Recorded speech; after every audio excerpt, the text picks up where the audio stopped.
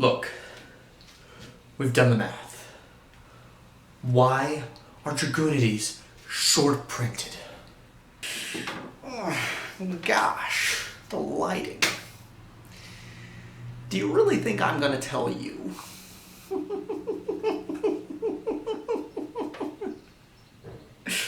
You've got too many rules. You may not tell me, but I have someone who will get you to talk.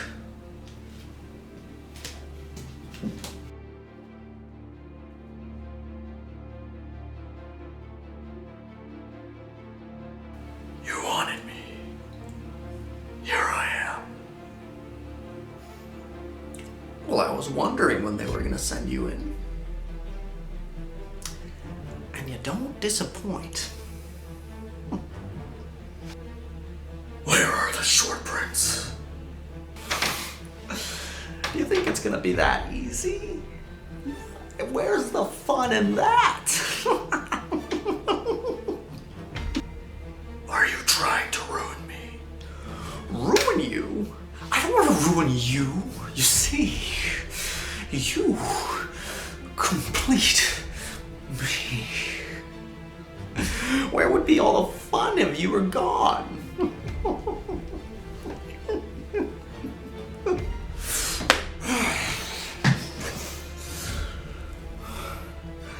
So much anger. All this sealed up rage. I have one rule. Look, if you want to get what you want, you're gonna have to break that rule. Maybe listen to Simo. I'll tell you what. You can have what you want, but they're gonna be in multiple sets. And I'm just gonna increase the pack ratios. No short prints.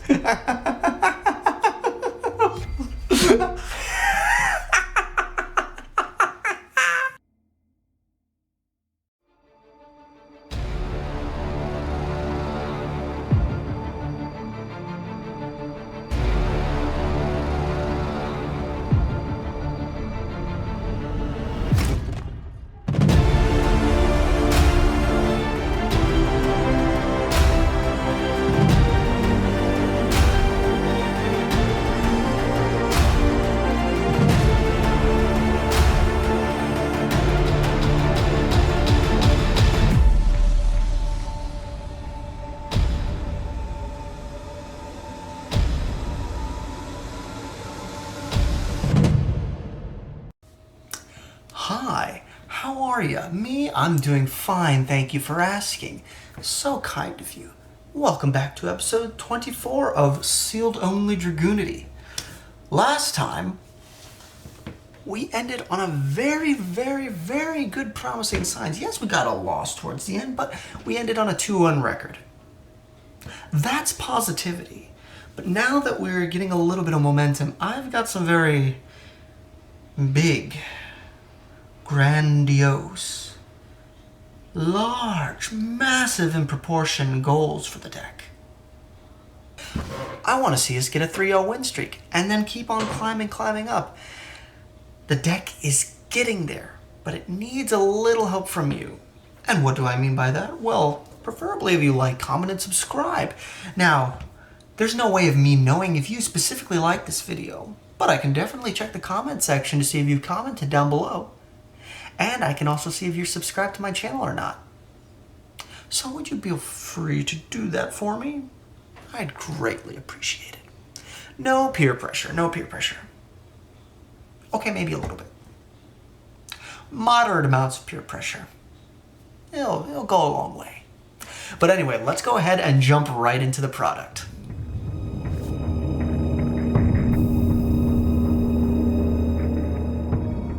Cut the plastic off. Get all these stickers off.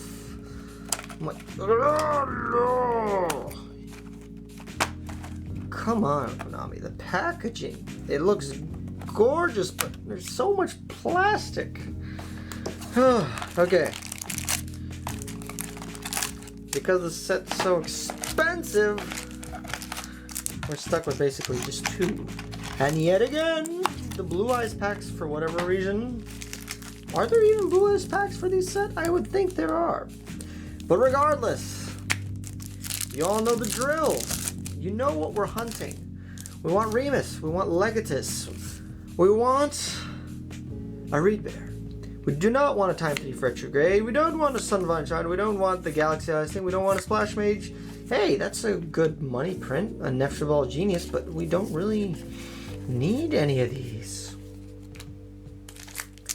We don't need any of those cards, so that was a dud pack. A dud pack, I tell you.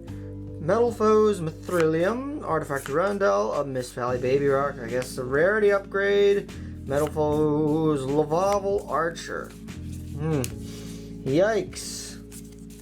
So far a rarity upgrade, but it's okay. We still have 4 packs to go. Firewall.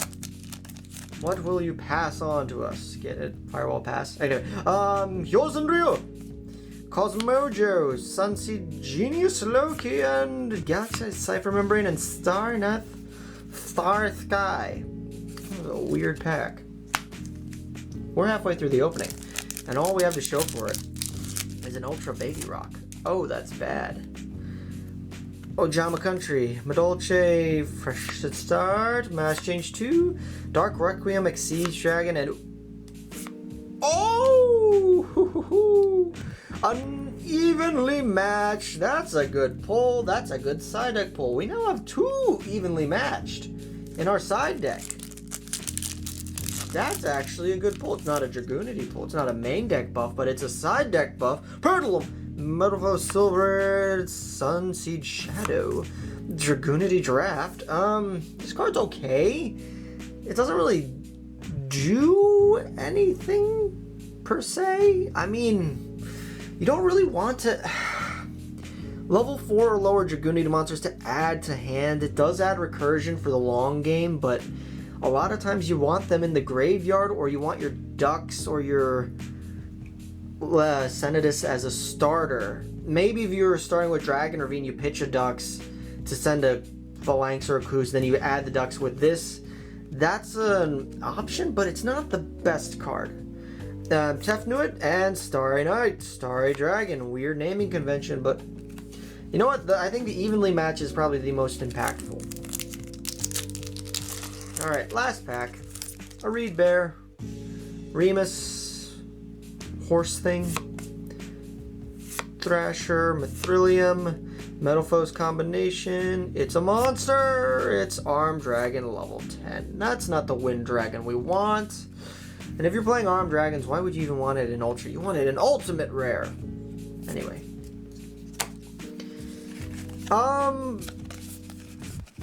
In that order of importance, evenly is a great pull. We will test around and see what we can do with draft, but I don't know if I'm going to include it or not, but let us tweak the deck.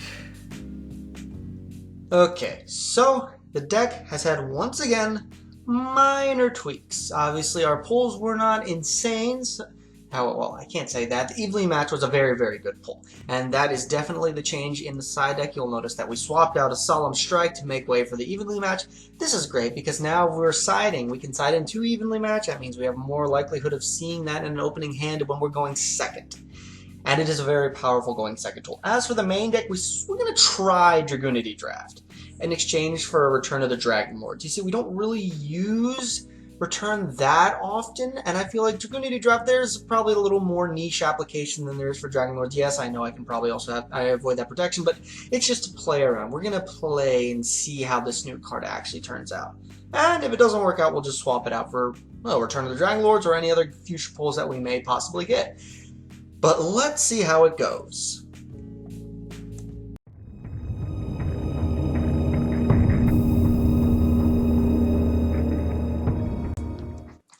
For match number 1, we are going up against Patron JJ from the JJ Show.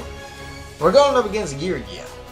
This deck has not been meta in a very, very hot minute. Unfortunately, it just has a triple set pass. But we do not have the best opening hands, but we can get into a big old beefy Ascalon, who's also protected from any battle trap shenanigans because of draft, so that's also a thing. And it's also keeping his Yugiohs out of the equation. And I can have a Crystal Wing as backup and added insurance. And, yeah, that's a very clean sweep for game number 1. So we move on to game number 2. This time we're going second. We don't see any of our going second cards, but he also doesn't have the crazy of the openings. However, Artifact Sanctum is going to be a troublesome card for us to deal with. As in, I can't beat over that Scythe with a Missile Tank. So I'm locked out of my extra deck, and he's got floaters, and he also has a Nibiru in hand, which is not good. No bueno. And even though he does get out the entire Vorm, the Yugioh Mach 3 locks him into Yugioh monsters, so it's not the cool card advantage that you think it would be. And all that advantage just goes right out the window when we get hit by a gigantic rock, and I kind of misplayed there. I should have Foolish Burial the Tempest and then summoned the Garuda, but it's okay. Because we can make Crystal Wing. Crystal Wing can beat over the Nibiru, and then we can hit with the Tempest, and then we can smack for 11k, and we take a clean 2-0 win. Now, for the remote duel, we're going up against Raging Raven, who's playing Hieratics. So it's interesting because these two decks actually have very good synergy with one another. It's a 2 and everything. But my place kind of gets shot dead when I get hit with the new Ghost Girl, the Ghost Mourner hand trap. Burns me for a bit and kind of slows me down. I'm still able to get to a Zolkin and get out a Crystal Wing and recycle a bit with Draft. So see, we're putting the new card to use, but we didn't get to really build a full board. But luckily, well, I shouldn't say luckily, we're facing a Remus and a Legatus. But I'm able to negate with Crystal Wing and all that stuff. But he goes into Spheres illegally through his Remus and Legatus. But we establish this later on, and this is the accepted board state. However, it don't matter. Because even though the Spheres has dealt with my Crystal Wing, the monster he summoned off of it, he is Tefnuit, assumed he could beat over my Zolkin, but he realized it also has 0 attack and 0 defense, so he knew I had follow-up in the following turn, so he scooped and we go to game 2. I will happily accept that win. And in this time around, he passes on a Necro Valley, which does suck. I'm still able to climb into a Gator, but unfortunately, I can't get Miss Valley Baby Rock's effect off because of the Necro Valley, so I just add a Dark Worm and pitch it to set up. And when he activates his Dragon Ring, I slap it with a Ghost Ogre, he shoots his plays dead.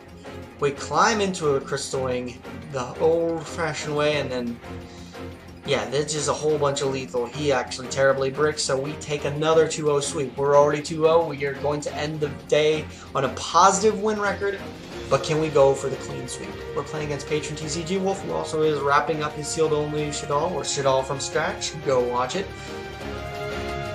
And we get to go first. Interestingly enough, even though we lost the die roll, so we're popping off, and it turns out we're playing against Blue Eyes Chaos Max Dragon. So we have another Spheres and a Hope Arbiter, we have an Ash Blossom, and we have a Called by the Grave set in our back rows. Guess what? Spheres doesn't target.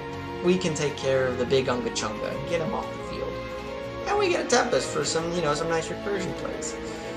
And at this point now, we can just go for lethal, and he scoops, and we try this again. This time around, when he goes first, he hits us with a summon. I try to get rid of it with, with one of the new people evenly matches.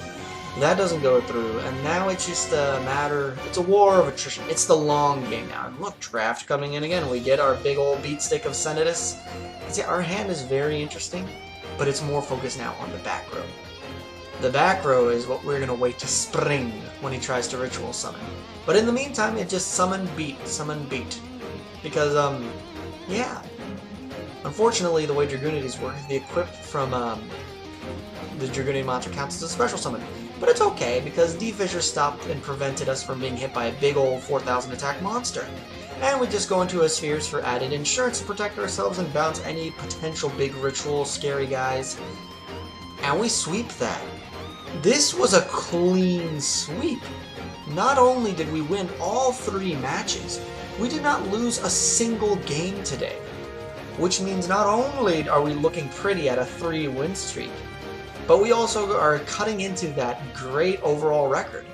Victory, thy name is RCG.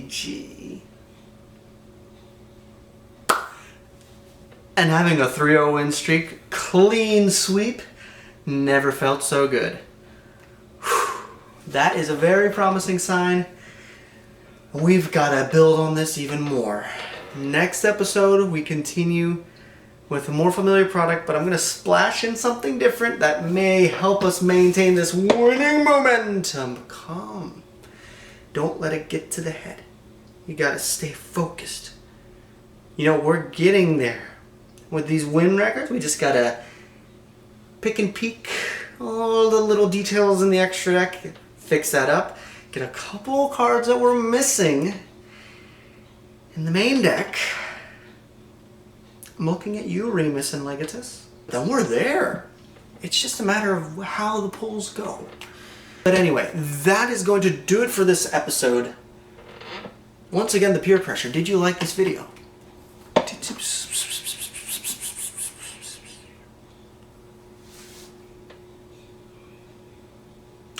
You know, I can't really tell if you like this video or not. So why don't you just go ahead and subscribe and comment so I can at least tell that you're following me. Please. Peer pressure. Lots of it. Next video.